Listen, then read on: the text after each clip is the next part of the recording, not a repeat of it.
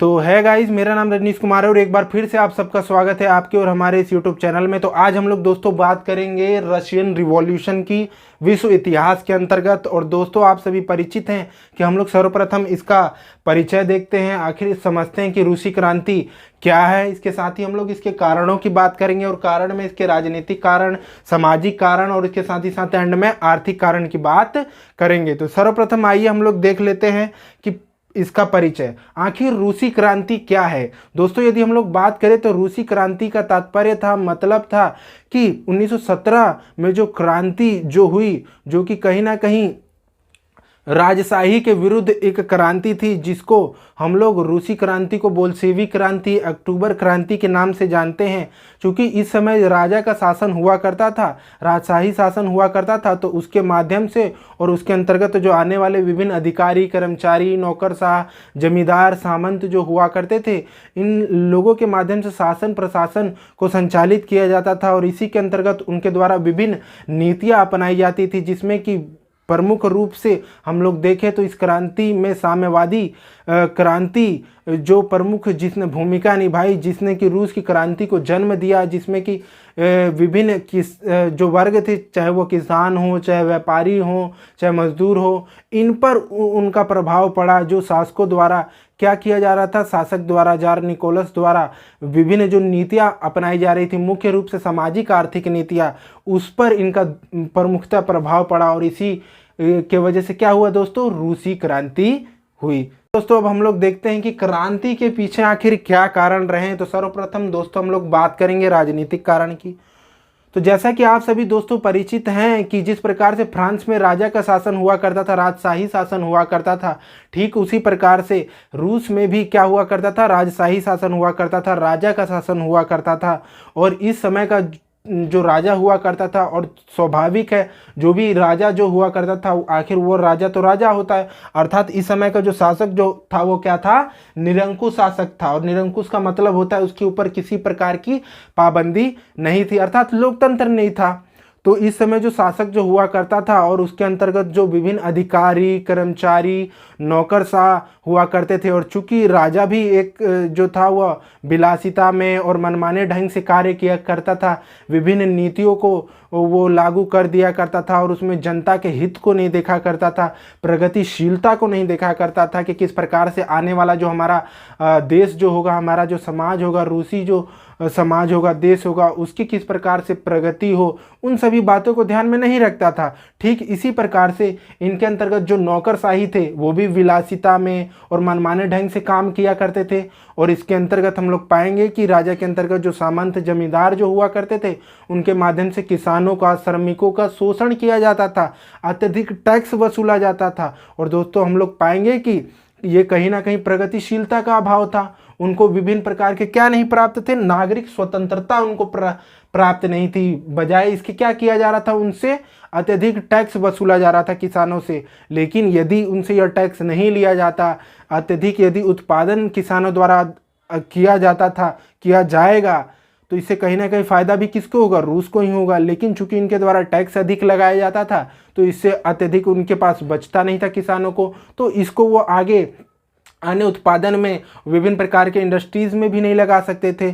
और इस समय यदि हम लोग देखें तो अधिशेष जो भी उत्पादन हुआ करता था, यानी किसान भी यदि अत्यधिक उत्पादन करते हैं, मजदूर यदि अत्यधिक उत्पादन करते, तो उनको भी क्या किया कर लिया जाता था, राजा द्वारा ले लिया जाता था विभिन्न टैक्सों के माध्यम से और नीतियों के माध्यम से। तो इससे कहीं ना कहीं जो रूस का जो समाज था वो कहीं ना कहीं पिछड़ रहा था, गरीबी, बेरोजगारी, बदहाली जैसी चीज़ों से गुजर रहा था। तो दोस्तों ये कहीं ना कहीं किसके माध्यम से हुआ, जो ये ऊपर शीर्ष में जो बैठा हुआ जार निकोलस जो द्वितीय, जो एक प्रमुख शासक था, उसी के कारण तो दोस्तों यह हो रहा था।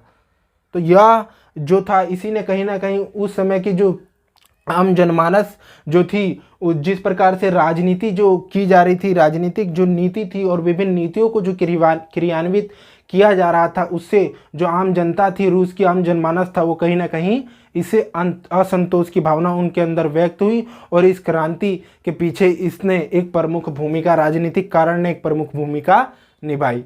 चलिए अगला हम लोग दोस्तों देखते हैं, वह है हमारा सामाजिक कारण। क्योंकि इसमें आम जनमानस था तो कहीं ना कहीं आम जनमानस पे इसका कहीं ना कहीं प्रभाव पड़ेगा ही। और सामाजिक कारण के अंतर्गत हम लोग देखते हैं कि रूस में हमें विभिन्न वर्ग देखने को मिलता है, किसान, मजदूर, पूंजीपति, सैनिक। अर्थात इस समय का दोस्तों जो समाज जो हुआ करता था, बेसिकली जो रूस का जो समाज हुआ करता था वो विषमता भरा समाज था। अर्थात एक तरफ जो वह समाज था जिसको विशेषाधिकार प्राप्त हैं, और एक तरफ समाज हुआ था जिसको कि कम विशेषाधिकार प्राप्त हैं। अर्थात एक प्रकार से उच्च वर्ग, निम्न वर्ग, एक प्रकार का बंटवारा हो चुका था। और चूंकि एक तरफ विशेषाधिकार वर्ग था और एक तरफ निम्न वर्ग, कमजोर वर्ग था, तो कहीं ना कहीं शक्तियों में भी विभाजन होगा। और इस समय दोस्तों यदि हम लोग बात करें तो विभिन्न विचारक भी इसी समय सामने आते हैं, और ख़ास तौर से पश्चिम का भी प्रभाव विभिन्न विचारकों पर पड़ा। और हम लोग पाएंगे कि इसमें कहीं ना कहीं मार्क्स का जो विचार रहा था कि किस प्रकार से समाजवाद की स्थापना की जाए, साम्यवादी चीज़ों की स्थापना की जाए। अर्थात जो संसाधनों पर जो नियंत्रण जो बेसिकली हो वह एक वर्ग का ना हो, निजी स्वामित्व ना हो, बल्कि उस पर सरकार का नियंत्रण हो। यही तो था साम्यवादी। और इसके साथ ही साथ सामाजिक समानता की बात यहाँ पर मार्क्सवादी विचार धारा द्वारा बेसिकली की जाती थी।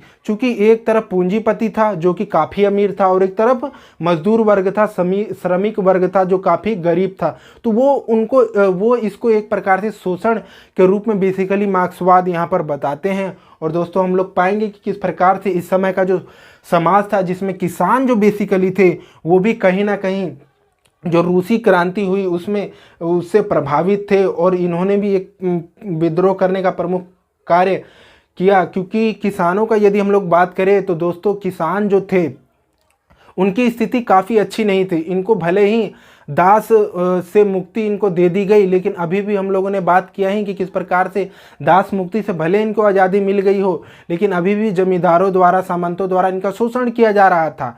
भले ही क्योंकि अधिकतर जो भूमि हुआ करती थी वह किसके पास थी, जमींदारों के पास थी। और चूंकि ये उनके पास काम करने जाया करते थे तो मनमाने ढंग से यहाँ पर जमींदार सामंत उनसे काम करवाया करते थे, और कई बार तो इनको पैसा ही नहीं दिया करते थे, अर्थात बेगारी करवाया करते थे।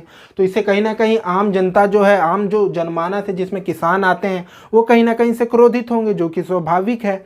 और इसके साथ ही साथ जो प्रथम विश्व युद्ध था दोस्तों, हम लोग पाएंगे कि उसमें जो जार निकोलस था उसकी यह महत्वाकांक्षा थी कि किस प्रकार से हमारा जो साम्राज्य है उसका विस्तार किया जाए, अर्थात साम्राज्यवाद को बढ़ाया जाए, अपने साम्राज्य को आगे बढ़ाया जाए, रूस का क्षेत्र और आगे बढ़ाया जाए। उसी के अंतर्गत प्रथम विश्व के अंतर्गत हम लोग देखते हैं कि किसानों को भी सैनिकों में भर्ती किया जाने लगा।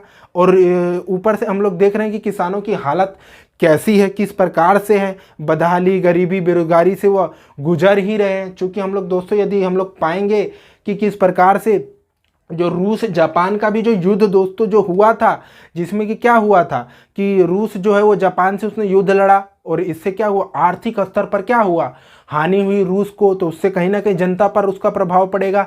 शासक क्या करेगा इस समय का, जार निकोलस, वो अत्यधिक फिर टैक्स बढ़ाएगा, जो भी उसको घाटा जो युद्ध से हुआ है उसके लिए वो टैक्स बढ़ाएगा। और इससे कहीं ना कहीं किसानों पर उसका भार तो पड़ेगा ही, भार इसका आरोपित किया जाएगा, टैक्स वसूला जाएगा। तो इससे कहीं ना कहीं किसान भी प्रभावित थे, परेशान थे। और इसके साथ ही साथ सैनिकों में, ऊपर से इनकी सैनिकों में भर्ती की जा रही थी, लेकिन उसके लिए इनके पास कोई प्रशिक्षण नहीं था, ना ही किस प्रकार की ट्रेनिंग इनको विशेष प्रकार की दी गई थी। और ऊपर से रूस जापान के युद्ध से ये प्रभावित थे ही, परेशान थे ही। और ऊपर से यदि दोस्तों हम लोग बात करें तो यहाँ पर मजदूरों की स्थिति भी कुछ अच्छी नहीं थी।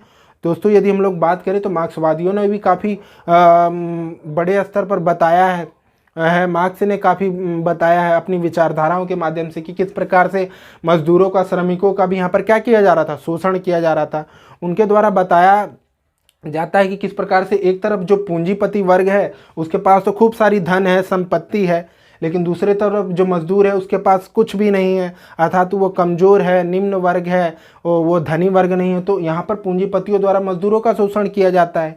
लेकिन यदि हम लोग देखें तो रूसी क्रांति में हम लोग पाएंगे कि मजदूर की जो स्थिति थी दोस्तों, यहाँ पर उनकी स्थिति अच्छी नहीं थी। उनके द्वारा जो काम करवाया जा रहा था यहाँ पर शासक द्वारा, सामंत द्वारा, और यहाँ पर शासक द्वारा, सामंत द्वारा जो बेसिकली काम जो करवाया जा रहा था उससे उनका शोषण किया जा रहा था, क्योंकि काम करने के लिए जो स्थितियां जो अनुकूल जो होती है, जो हमारे भारतीय संविधान में भी आज अपनाया गया है, वो वैसी नहीं थी। साफ सफाई की व्यवस्था नहीं थी, अत्यधिक उनसे घंटों तक काम करवाया जाता था, महिलाओं से काम करवाया जाता था और उसके बदले में अच्छी खासी मजदूरी भी नहीं दी जाती थी। तो इससे कहीं ना कहीं मजदूर तो परेशान दोस्तों होंगे ही, और इससे कहीं ना कहीं हम लोग देखें तो ग्रामीण जो जनता थी वह भी कहीं ना कहीं शहर में आई थी, क्योंकि उसने औद्योगिकरण को देखा था।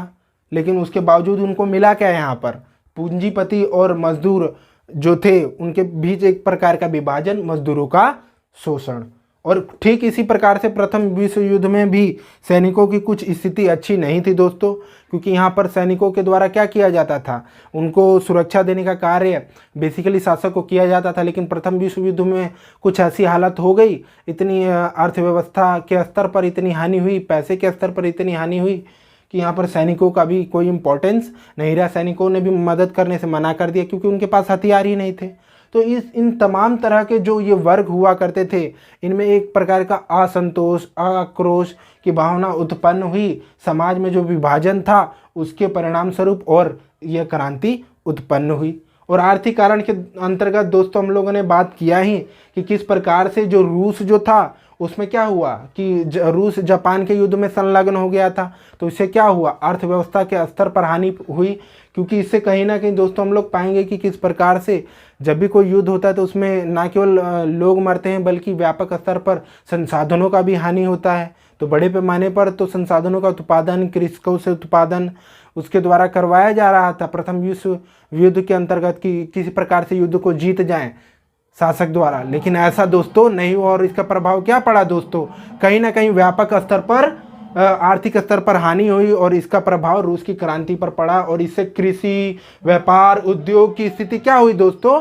खराब हो गई। और रूस की आर्थिक स्थिति ने रूस की क्रांति को एक प्रमुख कारण के रूप में उभरने का मौका दिया। तो ये था आज का हमारा टोटल डिस्कशन। तो कैसा लगा दोस्तों ज़रूर बताएं, लाइक और सब्सक्राइब करना ना भूलें।